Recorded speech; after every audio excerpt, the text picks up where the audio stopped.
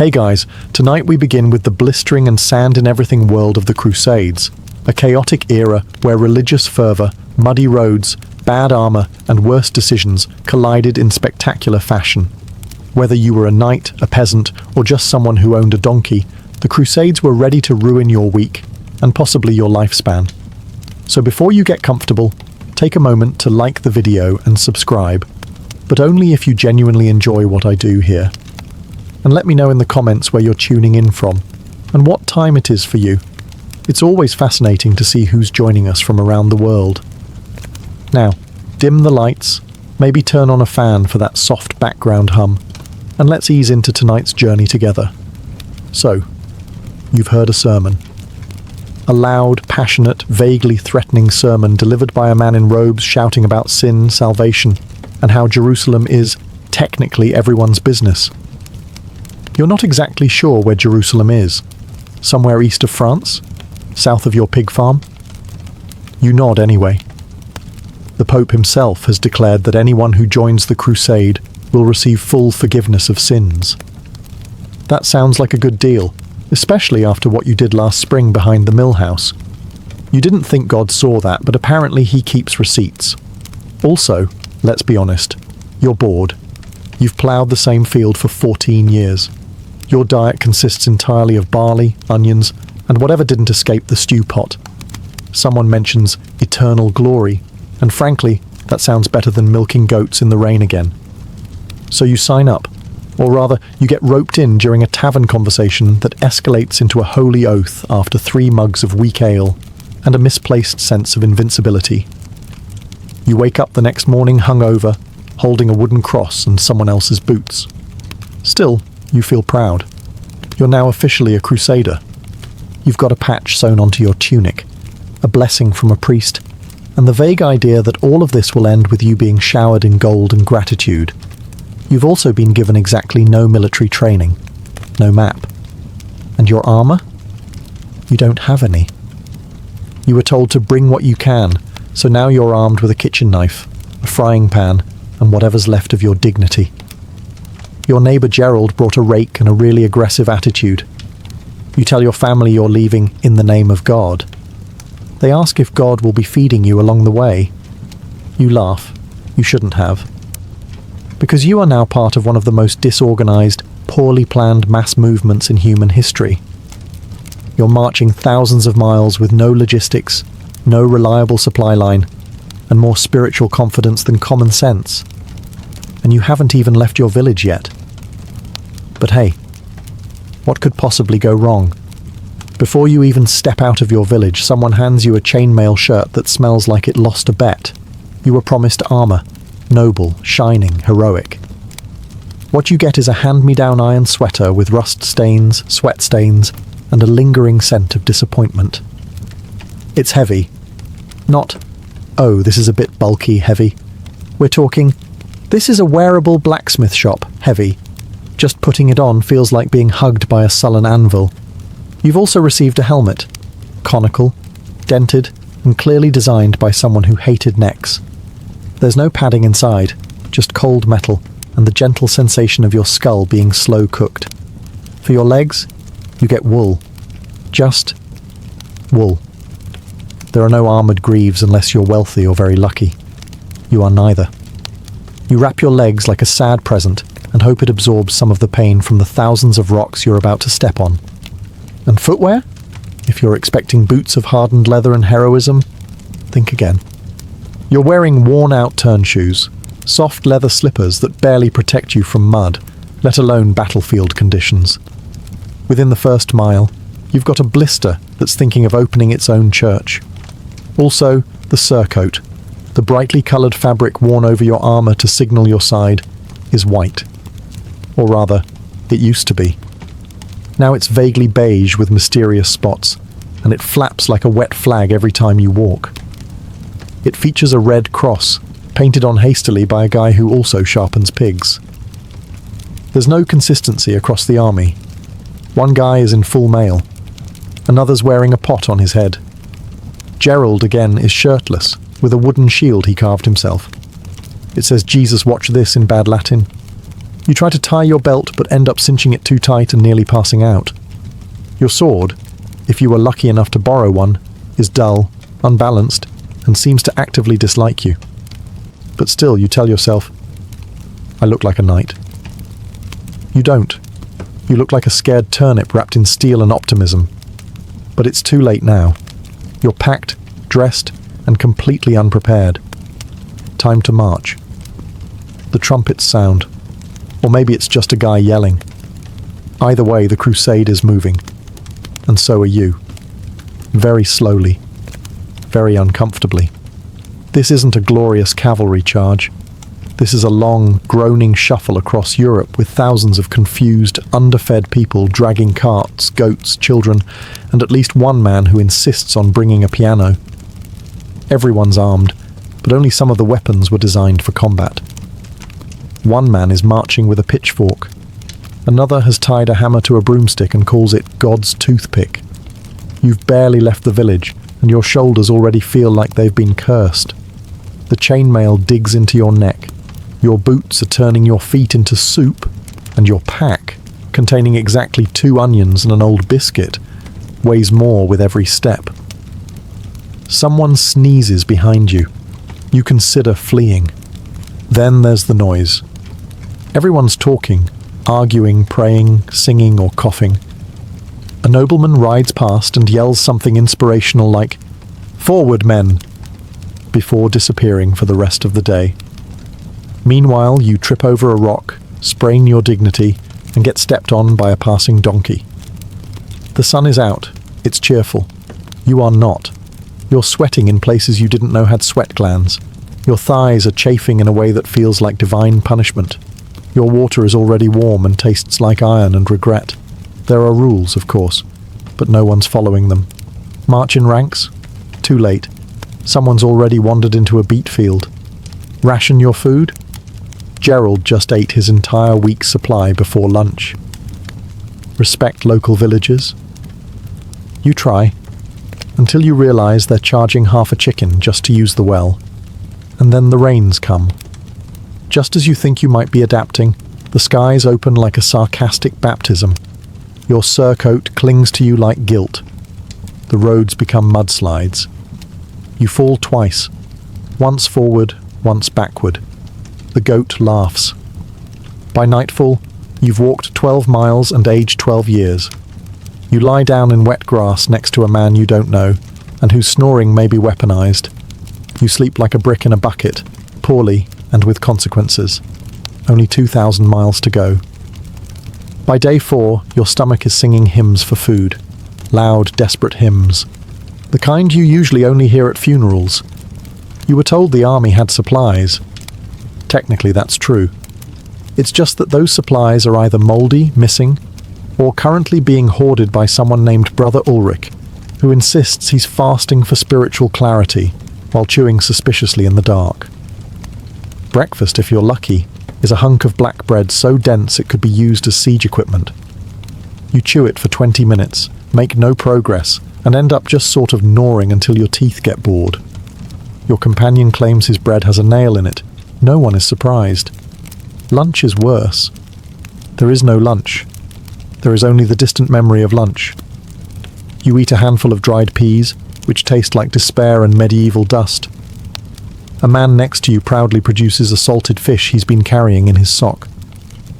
You politely decline and consider fasting for spiritual clarity. By late afternoon, everyone is hangry and hallucinating. One guy thinks he sees a fig tree. It's actually a scarecrow. Another man starts licking his sword, claiming it tastes of glory. It tastes of rust. He now has tetanus. The real problem is that feeding an army on the move is, technically speaking, a logistical nightmare. The supply lines are long, badly managed, and occasionally attacked by the local peasantry, who would rather not donate their entire winter food store to a bunch of crusaders who just trampled their turnips. So you forage. You find a bush with berries. Gerald says they're fine. Gerald also once ate a candle, so you take your chances. They are not fine. You spend the next 2 hours behind a tree questioning everything. Dinner is stew. Glorious, mysterious stew. No one knows what's in it. Everyone eats it anyway. You find something chewy. You do not ask questions. Someone claims it's rabbit. Someone else says boot leather. Both are plausible. By nightfall, you're full. Not of food, just of regret. You dream of bread that doesn't fight back and cheese that isn't green on purpose. You've never missed your mother's onion soup more, and it's only day 4. At this point in the journey, it's official. You smell like a combination of wet iron, regret, and something you hope isn't fungal. Hygiene, once a noble goal, has now been demoted to a vague memory, like clean socks or personal boundaries. You haven't bathed in over a week. Neither has anyone else. You know this because the entire crusading force has started to develop what historians call a strong collective aroma. You're all one big walking cheese wheel of sweat, dust, and medieval body odour. There's no soap. If someone claims to have soap, they're lying, or they've carved it from tallow and self-delusion. You do have water, occasionally, but it's mostly reserved for drinking or pouring on open wounds while screaming. Washing your body with it? That's a luxury reserved for nobles and people with significantly fewer blisters. Your clothes, once proudly stitched with a red cross, now resemble a battlefield in fabric form. Your undergarments have fused to your skin in certain areas. Your boots are damp, possibly alive, and definitely angry. Lice? Oh yes, they've moved in. You name them. You try negotiating with them. They are winning. One knight is convinced his helmet is haunted. It's just head lice throwing a party. You start itching at night. Everyone does. It becomes the unofficial marching rhythm. Scratch, scratch, shuffle, groan. You briefly consider bathing in a river. You approach the water and realize it is freezing, filthy, and already occupied by someone crying into their underpants. You nod respectfully and walk away. And bodily functions? There are no latrines. You go where you can, behind bushes, under wagons, or just wherever dignity officially gives up. Privacy? Absolutely not. You now have eye contact stories with strangers you'll never forget. There's one guy, nobody knows his name, who somehow manages to remain clean. His armor gleams, his face is clear, he smells like lavender. He is either a miracle or a hallucination. Either way, you hate him deeply. You start to dream of soap, of bathtubs, of dry feet. But mostly, you dream of a breeze that doesn't smell like 30 men and one regrettable stew. You're not clean. You're not even close. You're crusade clean. You thought enemies with swords were your biggest problem. Nope. It's the guy 3 rows back who just coughed something biblical into the air. Welcome to the real crusade, surviving your fellow crusaders' immune systems. Medieval medicine is less science and more interpretive dance with herbs. If you fall ill, you can expect one of 3 treatments: prayer, bleeding, or being told to walk it off. Spoiler, none of these work, especially when what you've got is spreading faster than gossip at a monastery. It starts innocently enough. A sniffle here, a cough there. Someone throws up behind a bush. Everyone pretends not to notice. By the next day, 5 more are coughing. Gerald has developed something alarming and purple on his neck. He insists it's just a heat rash. You begin planning your own funeral. Tents quickly become infirmaries, or as they're known on the crusade, places where hope goes to wheeze quietly. The healers are overwhelmed. Their main tools are cloth bandages, leeches, and conviction. Sometimes they burn herbs. Sometimes they just wave them near your face and hope you improve out of sheer awkwardness. And the symptoms are not subtle. Fever, chills, nausea, swelling, and a general sensation that your organs have gone on strike. You try to be brave. Then you see someone being cured with a hot poker and decide you're suddenly feeling much better, actually. Sanitation is, shall we say, theoretical. Waste disposal? Random fields? Water? Questionable at best? Weaponized at worst? You refill your flask from a stream, only to spot 3 horses upstream using it as a toilet. You drink it anyway. Hydration is hydration. The priests say it's a test from God. The knights say it's the devil. The barmaid who tagged along for some reason says it's because no one ever washes their hands. She is immediately ignored, obviously. You try to keep your distance from the sick, until you realize everyone is sick, including you. Your throat burns. Your stomach is sending mixed messages. You consider your chances of survival, and remember your last bath was last month. The math is not in your favor. And the worst part? You still haven't fought anyone yet. You're losing a war to soup germs. You've been marching for days, hungry, itchy, mildly diseased, and now you're expecting a warm welcome from the towns and villages along the way. Spoiler, you won't get it. The locals are less than thrilled. In fact, they look at your crusading party the same way a shepherd looks at wolves wearing crosses. Suspicious, tense, ready to hide the livestock. From their point of view, you're a moving catastrophe. Thousands of unwashed strangers shouting in broken Latin, trampling crops, borrowing everything that isn't nailed down, and singing war hymns at midnight like tone-deaf demons. You're not a holy army. You're a walking plague parade. You stop at a town hoping to trade for food. The villagers bar the gates. The local bishop peeks out from a tower and makes the sign of the cross. On you. A monk offers a single cabbage in exchange for you leaving faster. Language barriers don't help. You try asking for water, but accidentally demand someone's wife. You attempt to explain your holy mission and somehow end up proposing to a goat. The goat is not interested. Negotiations break down quickly. If you do manage to get inside a settlement, it's usually followed by price gouging, staring, and someone making passive-aggressive comments about your odor. You buy bread that's older than your shoes, and ale that doubles as varnish. Someone gives you directions to Jerusalem. You follow them for 2 days, before realizing they were just trying to send you to the next village. And if you're in foreign territory? Oh, it gets even better. The locals don't just dislike you, they actively want you gone.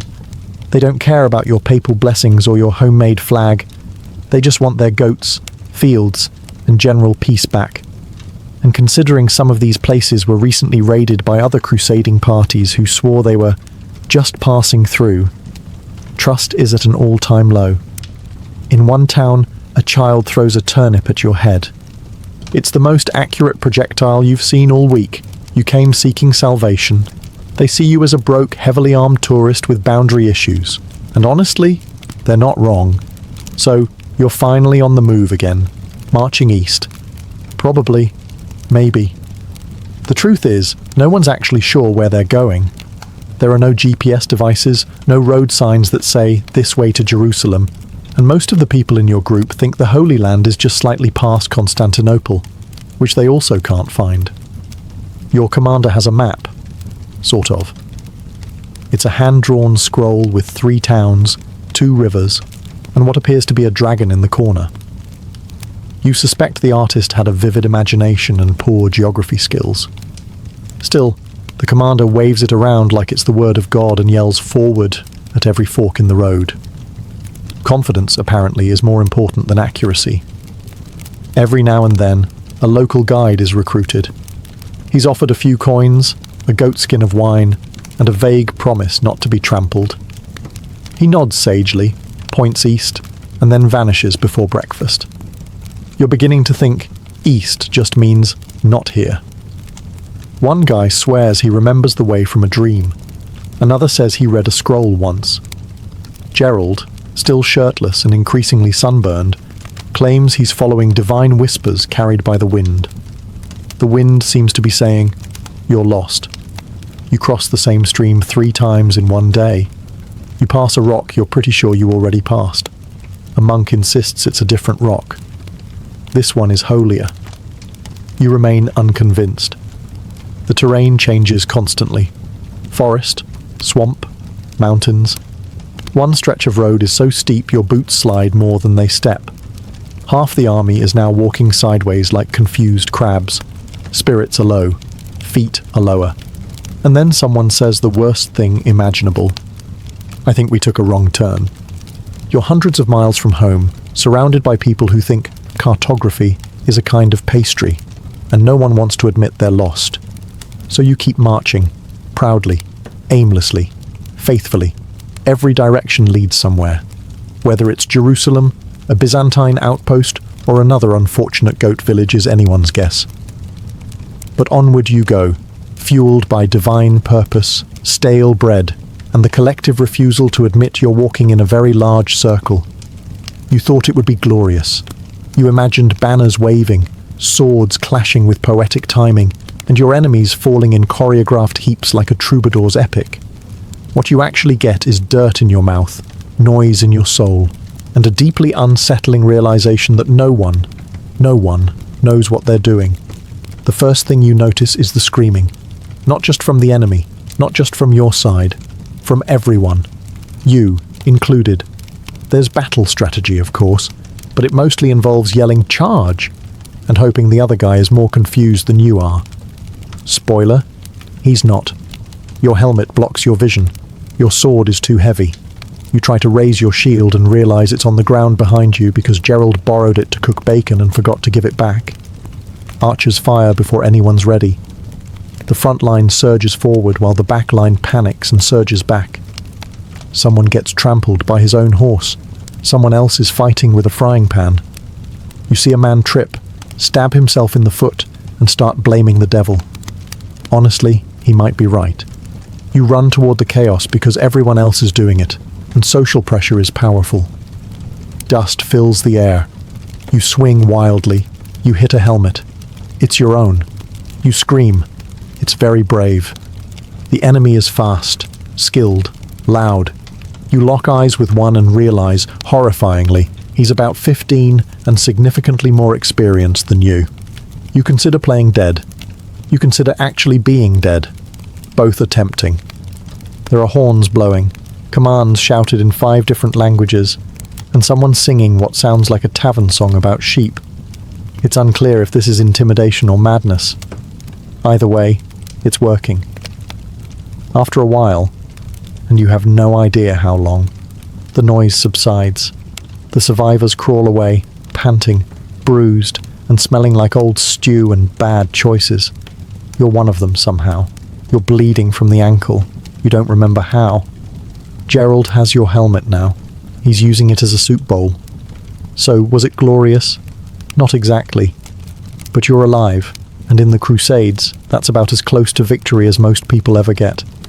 The weather in the Holy Land, or more accurately, the long winding disaster parade to the Holy Land, is not your friend. It's not even an indifferent acquaintance. It is a full-blown enemy commander with better timing than your entire army. One moment, it's sweltering.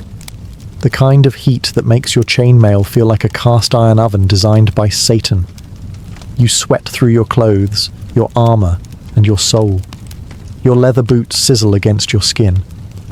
A nearby knight claims he saw a mirage of a tavern. You believe him.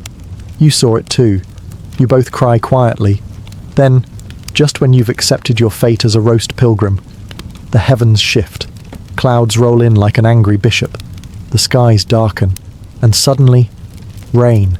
Not polite rain. Not English drizzle. This is biblical. Angry, vengeful, thunder screaming from the sky kind of rain. Your surcoat clings to your body like a wet shroud. Your feet squelch with every step, making you sound like a remorseful duck. Your tent collapses almost immediately. You try to find shelter under a tree, which turns out to be the preferred hangout of 3 equally soaked goats and one man who has given up entirely and is now reciting psalms to his knees. The roads dissolve into mud. You slip twice. Gerald slips 3 times, once face first into a cow patty. You don't laugh, out loud, but your soul chuckles. And the cold, oh the cold. Once the sun disappears, the desert flips its mood like a drunk baron at a feast.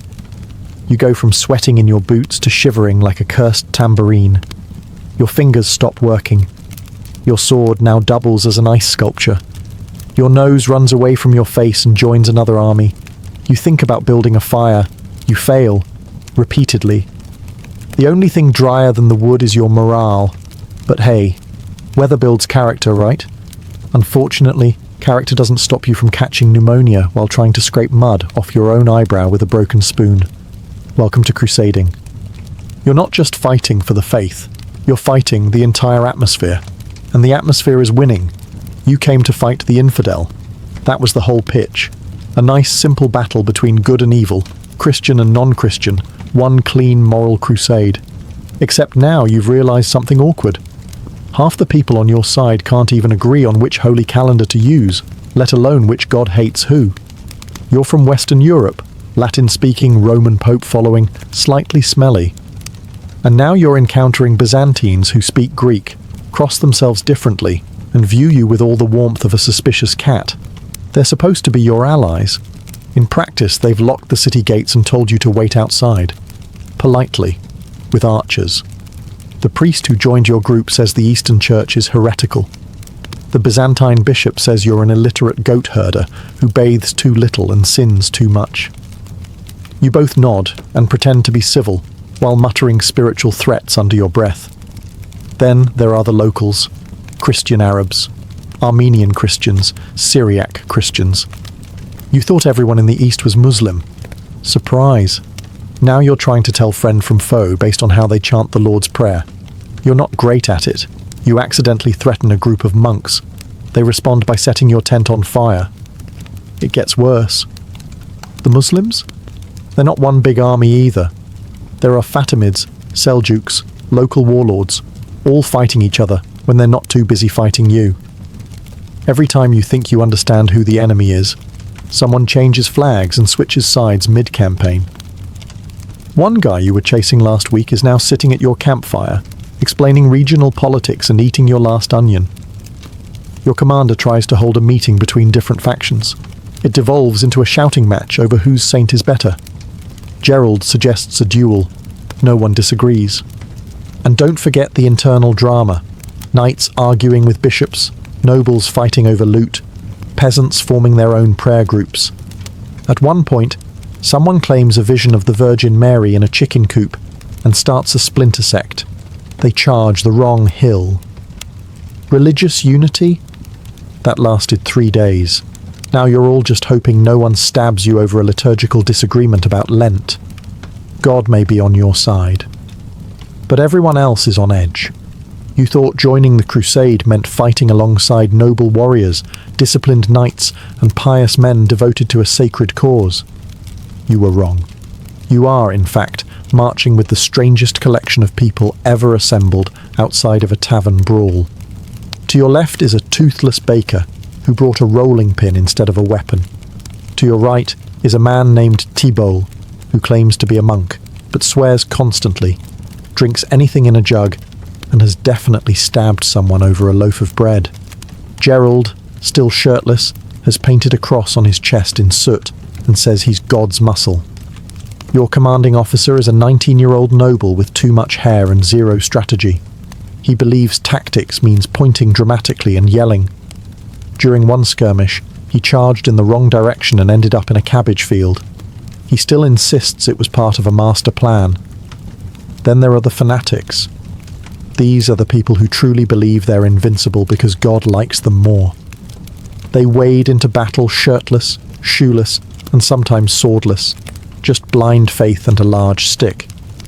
Their survival rate is not inspiring. A merchant has tagged along, selling relics of dubious origin. He offers you the thumb of St. Peter one day, and the official Crusader toothpick the next. Both appear to be twigs. There's also a band of children. Yes, actual children. No one's quite sure where they came from or who invited them, but they've been marching for weeks and somehow have better morale than the rest of you. At night, your fellow Crusaders sing songs, argue about scripture, and get into brawls over who stole whose crust of bread. One man has declared himself Bishop of the Tents, and now gives daily sermons from atop a barrel. His theology is questionable, his balance worse. The only thing that unites this group is mutual suffering and a vague, increasingly confused goal of getting somewhere holy without dying. You don't know who's crazier, your enemies, or the guy beside you who's fashioned a spear out of a soup ladle. But one thing's clear. You're not in good company. You're in weird company. And weird company gets lost. Together. At long last, you've reached your destination. or at least a city that looks like it might be important enough to storm. There are walls, tall ones, thick ones. Behind them, people who clearly don't want you there. So naturally the order is given. Lay siege! It sounds glorious in theory. In practice, it's medieval camping with weapons and way more diarrhea. Your army sets up outside the city, just out of arrow range, you hope, and settles in for what could be days, weeks, or the rest of your natural life. The plan is to wait them out. You just forgot to bring food, sanitation, siege engines, or literally anything useful. Someone tries to build a catapult. It collapses instantly. A battering ram is fashioned from a tree, 4 ropes, and enthusiasm. It lasts 10 minutes before being set on fire by the defenders, who are clearly much better at this. You dig trenches. You build towers. You complain a lot. Then you realize the people inside the city are doing fine, waving at you from their high walls while munching olives and occasionally throwing insults, and possibly waste, over the side. It rains. Everything is mud. Your socks dissolve. Your tent leaks. Your stew tastes like rope and betrayal. Gerald catches a rat and names it dinner. Cool. Morale is at an all-time low, mostly because someone tried to play the lute last night and it sounded like a goat drowning in wine. And then there's the smell. Thousands of unwashed soldiers, rotting food, and the occasional dead horse. It's the sort of scent that could peel paint off a relic. The local priest says the odour is a test of faith. You think it's a biohazard. You finally try to storm the walls. Ladders are thrown up. Arrows come down. You climb 2 rungs, scream, fall off, and land on someone who was just about to surrender anyway. The assault fails. Everyone pretends they were just probing the defences. Weeks pass. Supplies dwindle. Arguments increase. At one point, someone suggests eating the mascot goat. A fistfight breaks out. The goat wins. Sieges, you realise, aren't about action. They're about boredom, bad smells, and desperately trying to remember why you came here in the first place. One morning, when the sun rises slightly more dramatically than usual, you hear a sound echoing through the camp. The gates are open. Whether through starvation, sabotage, or divine scheduling, the city walls have finally been breached. You expect trumpets, glory, maybe a chorus of angels. Instead, you get absolute chaos. The charge into the city is less a noble procession and more a stampede of sweaty, half-mad lunatics with weapons and a vendetta against architecture. You rush forward, sword drawn, heart pounding, and immediately trip on rubble. Someone steps on your back. You thank them out of instinct. Inside, it's smoke and screaming. No one can tell who's who. Everyone's looting, shouting, or dramatically dying in a corner. A knight gallops past carrying a chandelier. Gerald has found a barrel of wine and is now declaring himself lord of the alleyway. You lose your footing, your helmet, and at one point your temper with the stubborn door. You were told this was a holy war. What it looks like is a holy yard sale hosted by chaos itself. There's no clear chain of command anymore. Your noble commander is too busy posing for paintings that don't exist. The priests are yelling Deus Vult while shoving relics into their robes. One man insists he's seen the Holy Grail. It's a soup bowl with a dent in it. As the dust settles and the city is secured, which here means still smouldering and mostly robbed, you stand in the rubble wondering, was this the plan? You find a relic. You think it's a toe bone. Could be holy. Could be a chicken. Either way, it's going in your bag. You also now possess a goblet, a tapestry you can't carry, and someone's extremely confused cat. But the victory feels strange. You expected to feel righteous, glorious. Instead, you mostly feel tired, sticky, and slightly guilty. You're standing in a place full of crying civilians and broken doors, trying to remember whether this was about salvation or plunder. The line has blurred. A priest pats your shoulder and says, "God is pleased." You nod, but you're not so sure. You came seeking heaven. You got ash, noise, and Gerald throwing up on a relic. You made it. You survived marching, starvation, siege, illness, arrows, Gerald, and the occasional divine misunderstanding. You've technically won, but now you're sitting on a broken crate in a city you helped destroy, trying to remember what your life was like before you joined a holy war run by amateurs with swords and untreated fevers. You've changed, and not in the inspiring, "I've seen the world and grown as a person" kind of way. No, you're thinner, dirtier, and somehow both older and younger at once. You've aged 15 years in your soul, but still get yelled at like a child by someone whose only qualification is owning a fancier hat. You've developed a twitch whenever someone says the word pilgrimage. Your armor doesn't fit right anymore. Your body shaped itself around every bruise, every night spent curled up like a wet pretzel in a leaky tent. Your sword is nicked. Your faith is complicated. You used to believe in clear lines, good and evil, saved and damned.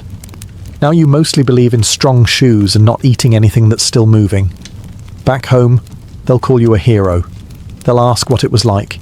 You'll smile and say, "Incredible," because deeply chaotic, morally confusing, and constantly damp doesn't fit well in a tavern tale.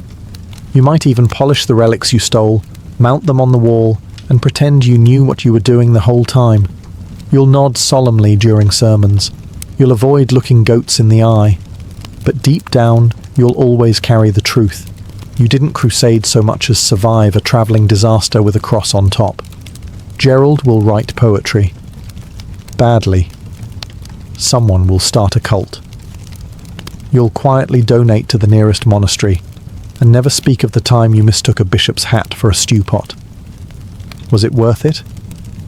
History will say yes. You might say yes. But that twitch in your left eye?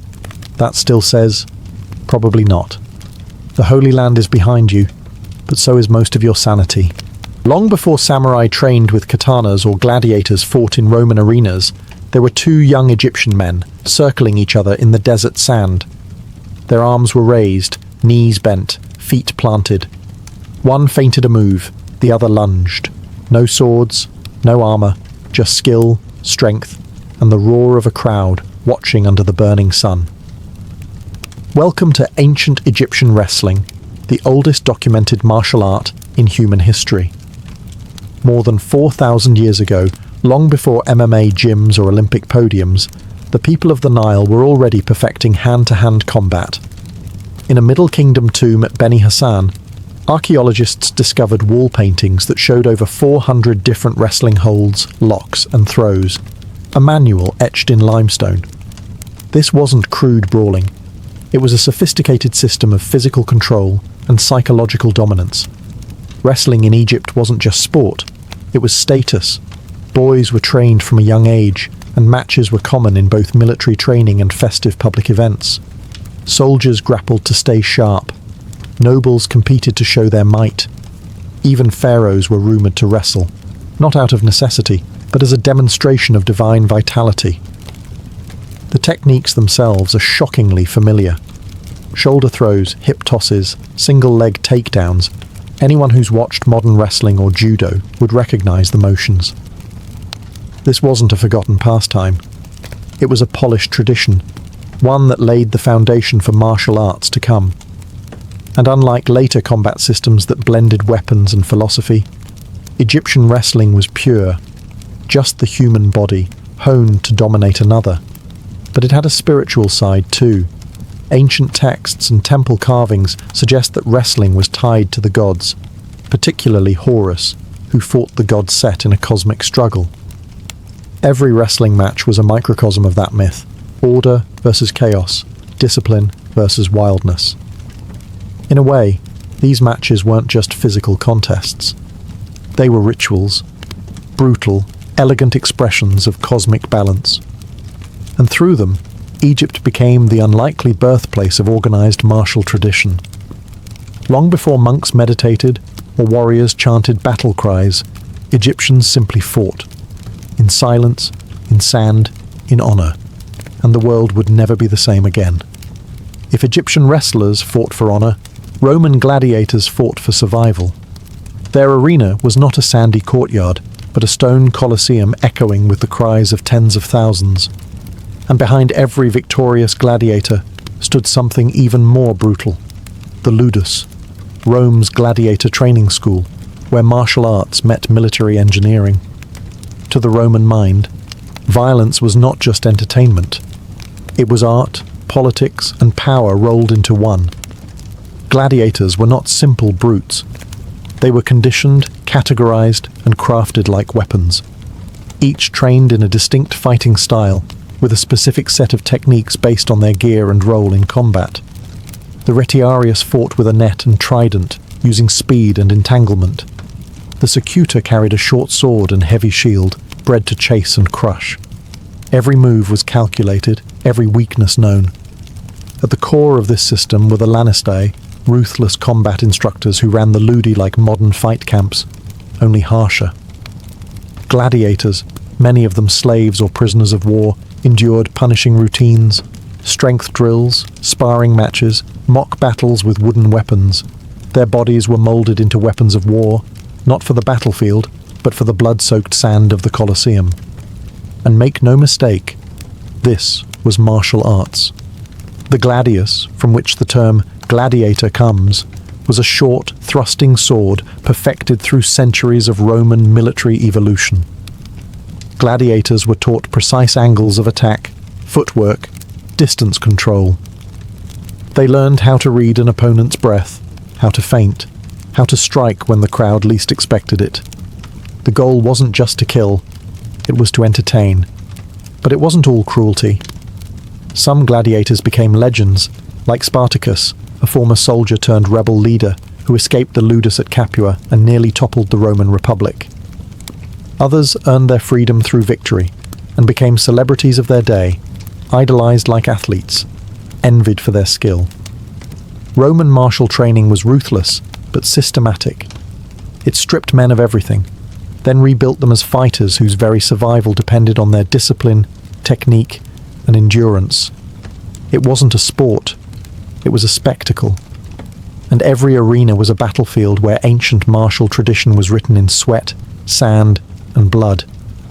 Long before Kung Fu dazzled the world or Judo became an Olympic sport, a hidden martial tradition thrived in the lush southern lands of India. Its name was Kalaripayattu, and it wasn't just a martial art.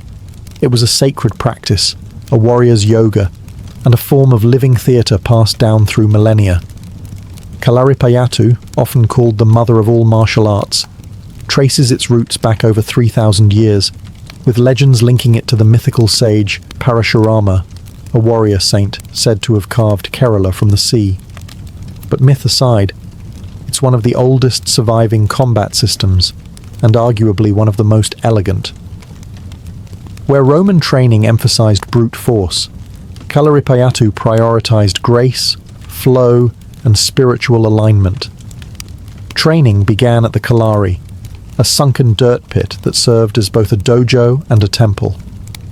Here, barefoot students learned to move like animals. The stance of the horse, the leap of the lion, the strike of the snake. Every motion was connected to breath, energy, and rhythm. Before they touched a weapon, students spent years mastering body control, kicks, and palm strikes. Then came the weapons, and with them, a terrifying beauty. The urumi, a flexible whip sword that coils around the body, is perhaps the most feared and exotic weapon in Kalaripayattu. It's also the most poetic.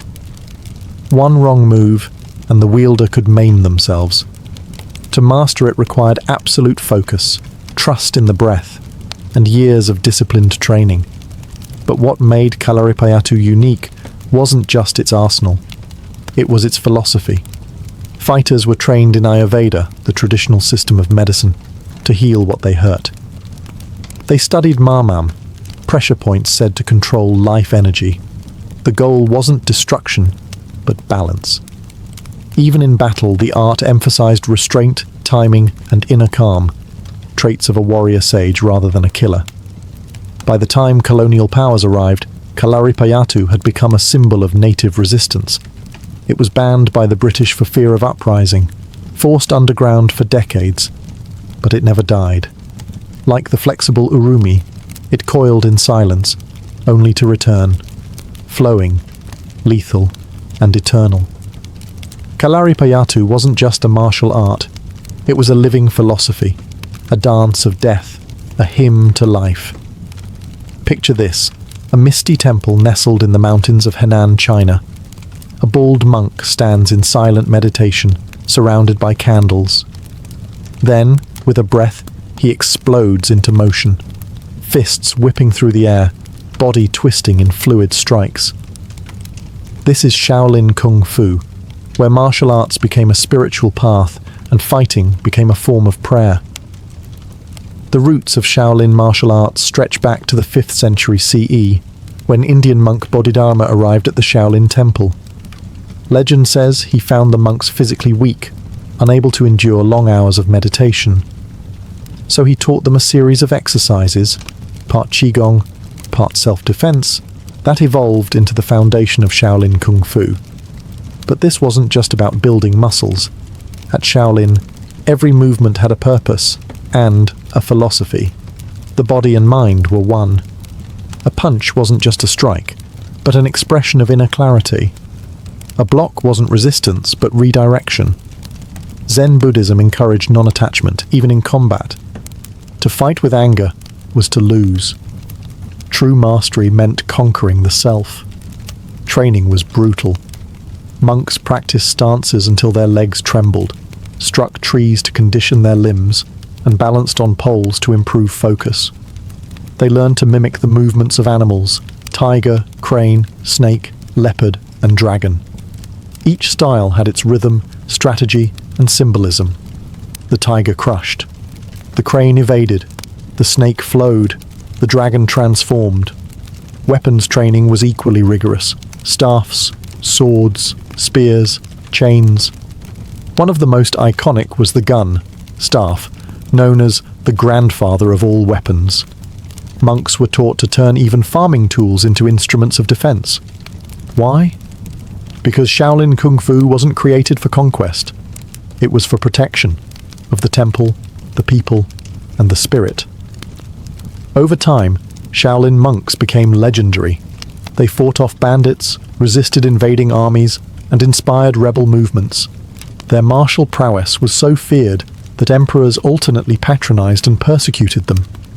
In the Ming and Qing dynasties, Shaolin warriors were both revered and hunted. Despite temple burnings and political crackdowns, the Shaolin spirit never died. It transcended borders, influencing Japanese karate, Korean taekwondo, and global pop culture. From Bruce Lee to Hollywood, its echo still rings. Shaolin Kung Fu was more than martial art. It was enlightenment in motion, a sacred choreography of balance, discipline, and indomitable will. In feudal Japan, martial arts were more than just combat. They were a code of life, etched into the soul of the warrior class known as the samurai. At the heart of their world stood Bushido, the way of the warrior. It wasn't a martial art in itself, but a philosophical backbone that guided every strike, every step, every death. Samurai were not merely soldiers. They were living symbols of discipline, loyalty, and precision. Their martial training began young, sometimes as early as age 5. At the core of their practice was kenjutsu, the art of the sword. The katana wasn't just a weapon. It was considered the soul of the samurai, sharp, balanced, lethal, and beautiful. Every draw, swing, and sheathing of the blade followed a ritualized rhythm. Training was both physical and spiritual. Beyond kenjutsu, samurai studied jujutsu, grappling techniques used when disarmed, and kyujutsu, the art of archery. A samurai was expected to master multiple disciplines, not just for combat, but for personal growth. They meditated to cultivate zanshin, a state of total awareness. In a duel, hesitation meant death. Calmness under pressure was a matter of survival. Yet, perhaps the most fascinating aspect of samurai martial tradition was its psychological depth. Bushido demanded honor, even in defeat. A warrior was taught to embrace death as part of life, to never fear it, only to meet it with grace. If dishonored, a samurai might commit seppuku, ritual suicide, to reclaim dignity. Harsh? Yes, But in their world, integrity outweighed breadth. Samurai martial arts evolved over centuries, often shaped by necessity. During long periods of peace, especially in the Tokugawa era, martial prowess took a more philosophical turn. Schools of swordsmanship emphasized mental clarity, posture, and presence over brute strength. The greatest masters like Miyamoto Musashi wrote treatises blending combat technique with Zen thought. His Book of Five Rings remains a cornerstone of martial philosophy to this day. In time, the age of the samurai faded, but their martial traditions lived on, morphing into modern kendo, aikido, and even influencing business ethics in Japan. Today, the samurai spirit survives not just in dojos, but in literature, film, and the quiet discipline of those who still walk the warrior's path. For the samurai, martial arts were not about victory. They were about becoming worthy of the sword you carried. When people think of martial arts, they often jump straight to Asia or Rome. But across the vast and diverse African continent, ancient warrior traditions flourished, fierce, complex, and largely overlooked by mainstream history. From stick fighting in Ethiopia to the Nguni spear dances of southern Africa, these were combat arts born not from textbooks, but from lived experience, survival, and deep cultural roots. In Ethiopia, Mursi and Suri tribes practiced donga, or stick fighting, a brutal but highly ritualized form of dueling. Warriors wielded long, polished sticks in high-stakes bouts that could end in bloodied faces or shattered bones. But these weren't mindless brawls. Donga duels were a rite of passage, a test of manhood, strength, and even courtship. Winning meant status, respect, and sometimes the attention of potential wives. Further south, in the Zulu lands, martial prowess was elevated to a national ethos. Under Shaka Zulu in the early 19th century, traditional stick fighting, called Induku, evolved into full-fledged battlefield tactics. Shaka revolutionized African warfare by replacing throwing spears with short stabbing spears, training warriors in close combat formations. His Impi regiments practiced disciplined charges, feints, and encirclement maneuvers. Their footwork, shield work, and group coordination rivaled anything seen in Roman legions. But these African martial traditions weren't just about fighting. They were deeply embedded in culture.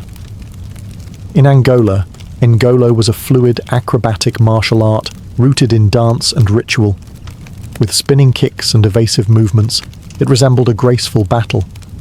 And it didn't stay in Angola. Enslaved Africans carried Ngolo across the Atlantic, where it evolved into capoeira in Brazil, one of the world's most unique martial arts. Throughout Africa, warriors also used rhythm, music, and performance in their training. War dances served dual purposes, to intimidate enemies and to psych up the body. Movements mimicked animals, spirits, or ancestors. Combat wasn't just a physical act, it was a connection to heritage, identity, and the divine. Though many of these traditions were suppressed during colonial rule, they never disappeared. Today, across African villages and modern gyms alike, these arts are making a quiet comeback. Not just as fighting systems, but as cultural treasures. African martial arts remind us that the warrior's path is not defined by fame, but by resilience, community, and memory. When you think of Vikings, you might picture horned helmets, historically inaccurate, wild beards, and blood-soaked raids. But behind the Hollywood chaos was a cold, calculated system of martial training rooted in survival, discipline, and brutal efficiency. The Norse weren't just raiders. They were trained warriors with a deep respect for combat, and a mythology that made dying with a sword in hand the highest honor. Viking martial arts didn't take place in polished dojos or elegant temples. Training happened in longhouses, clearings, and on frozen battlefields. Young Norse boys were raised with one purpose: to become strong enough to defend their clan, conquer new lands, and earn a name worthy of the sagas.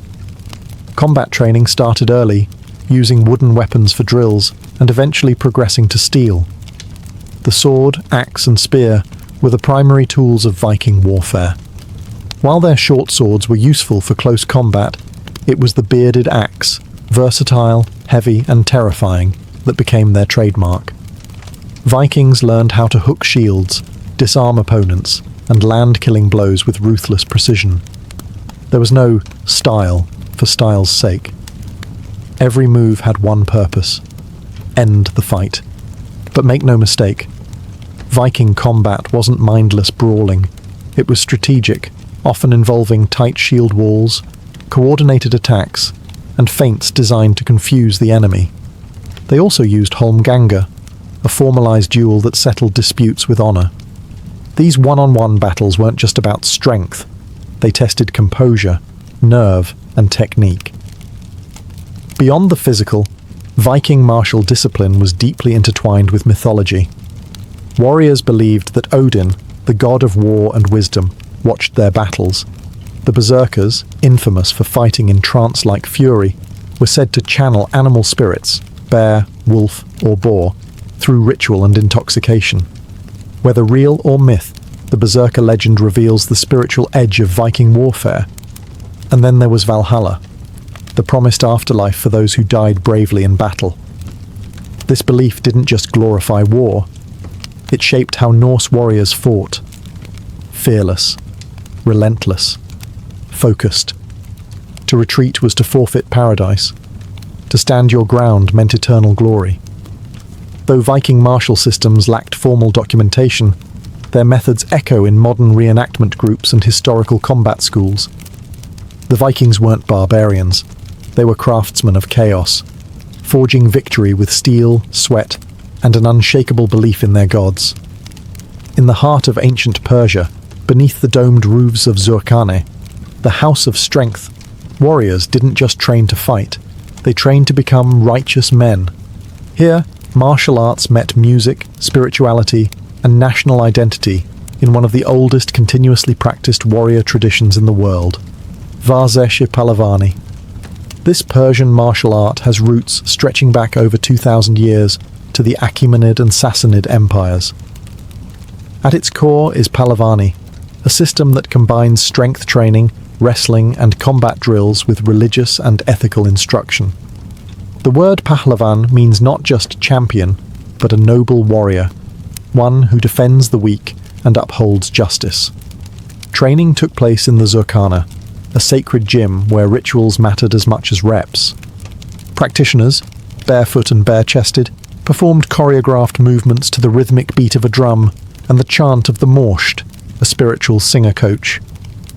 Exercises included spinning clubs, meals, lifting heavy shields, and swinging iron bows, all designed to build explosive power and flexibility. Think of it as ancient CrossFit infused with poetry and prayer. But the true heart of the system was Koshti Pahlavani, Persian wrestling. Unlike modern Olympic-style wrestling, this was both a sport and a rite of passage. Matches were intense and technical, with an emphasis on throws, leverage, and spiritual humility. Winning wasn't enough. A true Pahlavan had to be generous in victory, respectful in defeat. Philosophically, Pahlavani borrowed heavily from Sufism and Zoroastrianism. Fighters were taught to purify not just the body, but the soul. Strength without humility was weakness. Victory without compassion was disgrace. In this sense, the Zurkane was more than a gym, it was a moral forge. During periods of foreign occupation, especially under Arab and Mongol rule, the Zurkane became a covert center of resistance. Persian identity and pride were preserved in sweat and song, and martial practice became a symbol of cultural defiance. Today, Varzeshi Pahlavani still survives, officially recognized by UNESCO as a piece of intangible cultural heritage. Modern practitioners may wear track pants instead of loincloths, but the spirit remains. In Persia, the strongest warrior wasn't the one who struck the hardest. It was the one who trained hardest, lived nobly, and lifted others with every step. From the dusty tombs of Egypt to the mountainous temples of Shaolin, from the icy fjords of Scandinavia to the sun-baked Zurkanes of Iran, ancient martial arts were never just about war. They were blueprints for how to live, how to die, and how to carry oneself with purpose. And even though empires have crumbled and swords have rusted, their echoes still resonate in the modern world, often in ways we barely notice. Walk into a mixed martial arts gym today, and you'll see the DNA of these traditions in every corner. Wrestlers shoot for takedowns like their Egyptian ancestors. Striking coaches teach spinning kicks reminiscent of kalaripayattu.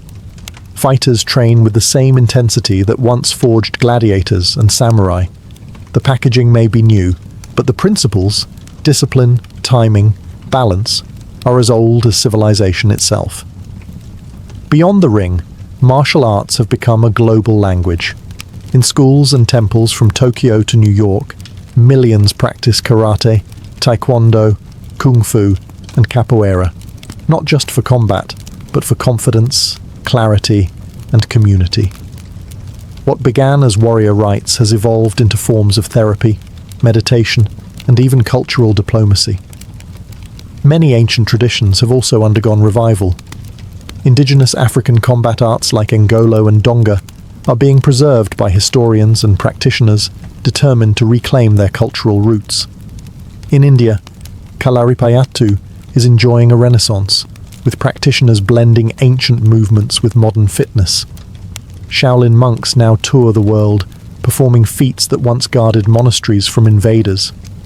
But perhaps the most profound legacy of ancient martial arts is their philosophy. The idea that strength must be matched by humility, that victory is meaningless without virtue, that the true enemy is often within. In a world increasingly obsessed with speed, spectacle, and instant gratification, these age-old systems remind us to slow down, breathe, and train with intent. Technology may have changed how we fight. Drones, guns, machines, but it hasn't changed why we train. The desire to master the body, still the mind, and walk the path of the warrior remains universal. So whether you're sparring in a gym, shadowboxing in your living room, or simply navigating life's daily battles, know this: you are part of a tradition older than kings, deeper than empires, and stronger than steel. The art lives on, because the warrior never truly dies. In ancient Egypt, beauty wasn't vanity, it was virtue.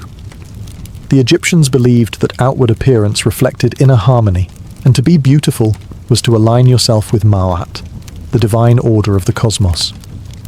Cleanliness, scent, and adornment weren't optional. They were spiritual obligations. Each morning, both men and women engaged in detailed rituals of grooming and beautification. The desert sun was relentless, and the Nile's humidity unforgiving. So the Egyptians used unguents, creamy mixtures of animal fats, beeswax, and oils, not just to moisturize their skin, but to protect against harsh weather and disease. These balms were often scented with myrrh, frankincense, or lotus, fragrances thought to be pleasing to the gods. Perfume wasn't just for the living, it was applied to the dead to sweeten the journey to the afterlife. But no beauty regimen was complete without kohl. This iconic black eyeliner was made from galena, a lead-based mineral ground into fine powder and mixed with oils or animal fats. It wasn't just for allure. Kohl protected the eyes from sun glare and was believed to ward off evil spirits. Its application created the almond-shaped, mesmerizing gaze seen in countless temple carvings and royal portraits, from Cleopatra to the boy king Tutankhamun. Cosmetics carried spiritual weight.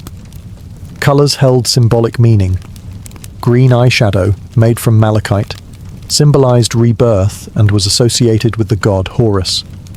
Red ochre was used on lips and cheeks to channel vitality, joy, and the goddess Hathor, patron of beauty and love. Even wigs were a statement, not just fashionable but hygienic, allowing the head to stay shaved and cool beneath elaborate headdresses of human hair, beads, and gold wire. Beauty was also status. The wealthier the individual, the more elaborate the makeup box. Elite women had cosmetic jars of alabaster, or faience, while commoners made do with pottery. Scented cones of wax were worn on wigs during banquets, slowly melting and releasing fragrance throughout the evening. A sensual fusion of hygiene, seduction, and opulence. To the Egyptians, beauty was eternal. You didn't just prepare your face for the living world, you adorned yourself for the afterlife. Because in Egypt, even the dead were expected to look divine.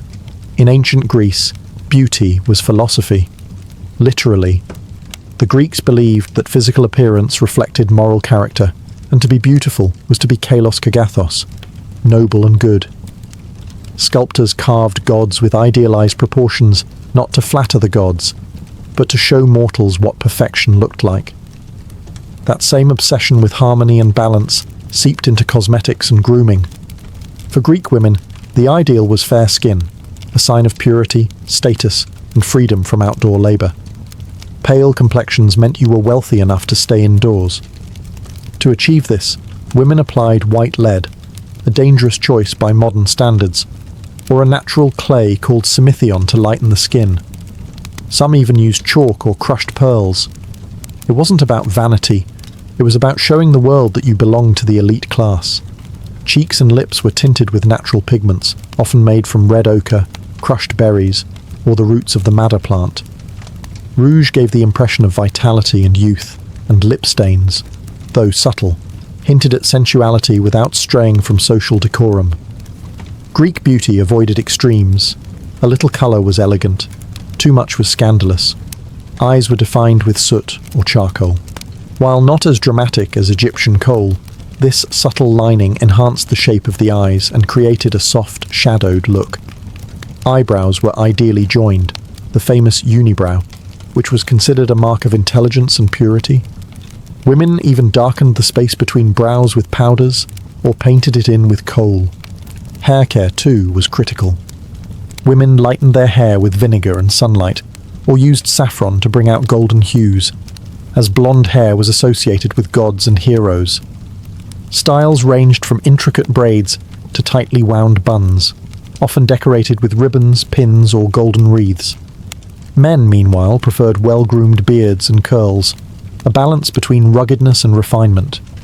Greek beauty wasn't about decadence, it was about restraint, balance, and projecting inner virtue. Cosmetic use was discreet and purposeful, meant to enhance what nature gave you without appearing artificial. In public, a woman's modesty was paramount, but in private settings, especially during symposia and festivals, beauty could become a quiet form of seduction. In ancient Greece, to be beautiful wasn't to stand out, it was to embody the harmony of the gods. In ancient Rome, beauty was both a weapon and a performance. Unlike the restrained elegance of the Greeks, the Romans embraced cosmetics with boldness and flair. From emperors' wives to courtesans and slaves aspiring to rise through their looks, appearance was power, and everyone knew it. A flawless complexion was the Roman gold standard. Pale skin again signified status. It meant you didn't work outside. To achieve it, Roman women used a variety of whitening agents: white lead, chalk, and even crocodile dung mixed with vinegar. Some added powdered horn or oyster shells for an extra glow. Face masks made from honey, barley, or milk were popular among the wealthy, and beauty recipes circulated among the elite like prized secrets. Rouge and lip colour were in high demand. Red ochre, cinnabar, and mulberry juice were used to stain cheeks and lips, often applied in layers for a vibrant look. Unlike in Greece, Roman women weren't afraid of colour, though the line between tasteful and vulgar was a constant topic in literature and gossip. A well-painted face could signal wealth, desirability, or infamy, depending on who was watching. Eye makeup was dramatic. Roman women darkened their lashes and lids with soot, antimony, or even charred rose petals. Eyeliner created almond-shaped eyes reminiscent of Egyptian fashion, and eyeshadow came in greens, blues, and browns. Eyebrows were carefully shaped, often darkened with burnt cork or ash. Plucking was standard. A Roman woman's mirror often included tweezers. Perfume, however, was the true Roman obsession. The wealthy layered scents, rose, cinnamon, myrrh, spikenard, in every room, every garment, and every lock of hair. Ointments were stored in alabaster and glass jars, imported from Egypt, Syria, and Arabia. A woman's scent became her signature. Even men indulged, perfuming their togas and slaves, though moralists like Seneca often scolded this fragrant excess. Wigs and hairpieces were a booming industry. Blonde wigs, especially ones made from Germanic slave hair, were fashionable among Roman elites. Hair was piled high in complex coils and waves, held in place with pins of ivory, silver, or even gold. Hairdressers, ornatresses, were essential household staff for the wealthy. In Rome, cosmetics weren't just about beauty. They were about status, ambition, and social theatre. Every pigment, every scent, every braid told the world exactly who you were, or who you wanted to be. In the bustling cities of ancient Mesopotamia, Babylon, Nineveh, beauty was inseparable from magic, medicine, and the divine. Here, where some of the world's earliest civilizations blossomed, cosmetics weren't just tools for seduction or status. They were amulets against misfortune, expressions of piety, and even ingredients in rituals of transformation. Mesopotamian women, and men, placed enormous importance on grooming. Scented oils and balms were central to daily life. These weren't just moisturizers in a dry climate. They were believed to carry divine energy. Applying fragrant oils was considered both hygienic and holy, aligning the body with the gods. Oils were extracted from sesame, almonds, and olives, often infused with myrrh, cedarwood, or frankincense. Eyes were the focal point of Mesopotamian beauty. Much like in Egypt, dark kohl was applied to the lids and lashes, not only for aesthetic effect, but as a shield against evil spirits and disease. Charcoal, lead, and crushed minerals were common ingredients, mixed into pastes that were stored in small stone jars. The exaggerated eye shapes you see in Mesopotamian statues weren't artistic quirks. They reflected real cosmetic practices. Face creams and skin treatments were recorded on clay tablets. Recipes included crushed date stones, beeswax, and milk to soften and lighten the skin. Clay masks were used to treat blemishes, and scrubs made from salt or ash exfoliated the skin. Grooming manuals weren't uncommon among the elite, early examples of beauty advice that blur the line between science and sorcery. Hair was styled with care and complexity. Mesopotamian women oiled their hair to keep it shiny and manageable, braiding it into elaborate patterns or twisting it into buns, often adorned with ribbons, beads, or bronze pins. Wigs were less common than in Egypt, but hairpieces and false braids were used to add volume or display wealth. Perhaps most intriguing was the link between beauty and magic. Mesopotamian incantations often reference beautification. A spell might call for the application of a certain oil or pigment to attract love or favor. Cosmetic rituals were sometimes overseen by temple priests or priestesses, especially those serving Ishtar, goddess of love, beauty, and war. In ancient Mesopotamia, beauty was enchantment. Each cosmetic act was a ritual, each gaze in the mirror a conversation with the divine. In the ancient cities of the Indus Valley, Harappa, Mohenjo-Daro, Lothal, beauty left its traces not in written texts, but in terracotta artifacts, delicate tools, and the ghostly shimmer of powdered pigments. Though we have no deciphered script to explain their routines, the cosmetic culture of the Indus Valley speaks through its objects, quiet, refined, and deeply personal. Among the ruins, archaeologists have unearthed tiny mirrors made from polished bronze, delicately carved combs, and oval terracotta palettes, still dusted with traces of red. These weren't just decorative items, they were the tools of daily self-care, suggesting that personal grooming was a consistent and valued part of life. One of the most telling discoveries is the widespread use of red pigment, likely derived from hematite or iron oxide. Applied to the lips, cheeks, and perhaps the forehead, this rouge was more than cosmetic. It may have signified fertility, spirituality, or marital status, much like the bindi in later Indian traditions. The colour red, sacred and vital, has always played a central role in South Asian aesthetics, and its origins may stretch as far back as the Indus civilization. Bathing was a communal ritual. The Great Bath of Mohenjo-daro, with its brick-lined steps and surrounding rooms, points to a culture that valued cleanliness, not just for hygiene, but for spiritual purity.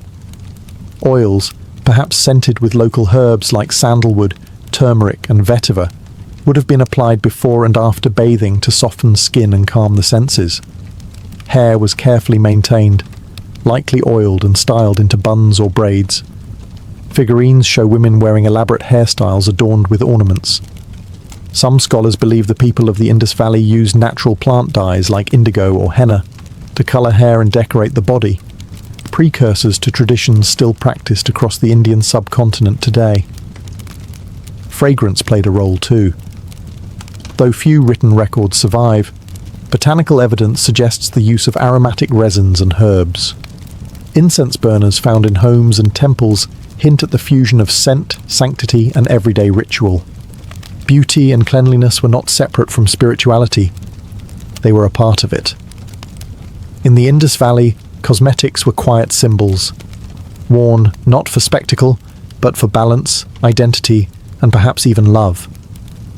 Their beauty was deliberate, subtle, and enduring.